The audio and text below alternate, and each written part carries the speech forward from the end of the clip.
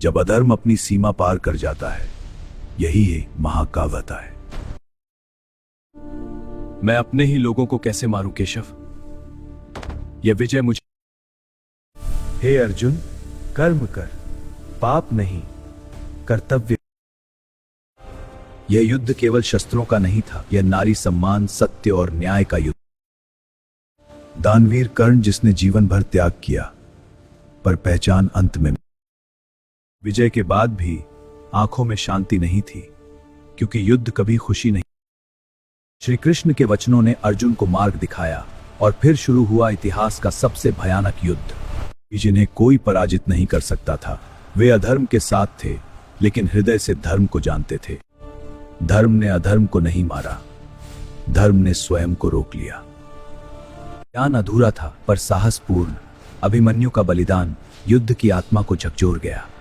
कर्ण दानवीर, महावीर, गलत पक्ष में खड़ा सही पुरुष। युद्ध न्याय नहीं देखता, पर इतिहास सब याद रखता है। अहंकार का अंत हमेशा भूमि पर ही होता है। युद्ध समाप्त हुआ, लेकिन खुशी किसी के चेहरे पर नहीं थी। 18 दिन और 18 अक्षौहिणी सेना का अंत। धर्म जीत गया, लेकिन धरती। एक मां, हे कृष्ण, जिसने 100 तू चाह रुक सकता। आज मेरा जैसे मेरा वंश नष्ट हुआ, धर्म के मार्ग बेशात से छूपी नष्ट। जो जन्मा है वह नष्ट होगा। समय ही सबसे बड़ा सत्य है। समय के साथ सच हुआ। द्वारका, जो कभी स्वर्ण नगरी थी, समुद्र में समा गई। ईश्वर भी जब मानव रूप लेते हैं, तो लीला पूरी कर वापस लौट जाते हैं। राज्य मिला, पर मन खाली था। अंततः पांडवों ने भी संसार त्याग दिया।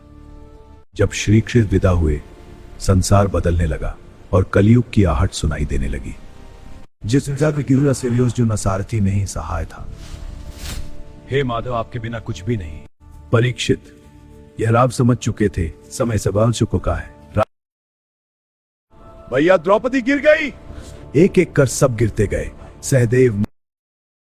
अंत में केवल धर्मराज युधिष्ठिर बचे और उनके साथ एक कुत्ता। स्वर्ग चलो युधिष्ठिर, मैं इस कुत्ते को छोड़कर नहीं। धर्म की अंतिम परीक्षा, और युधिष्ठिर सफल हुए। यह अधर्मी यहां कैसे? स्वर्ग और नरक के अनुसार मिलते हैं। महाभारत केवल एक युद्ध की कहानी नहीं, यह धर्म और अदर चल रही युद्ध जो अब जारी है।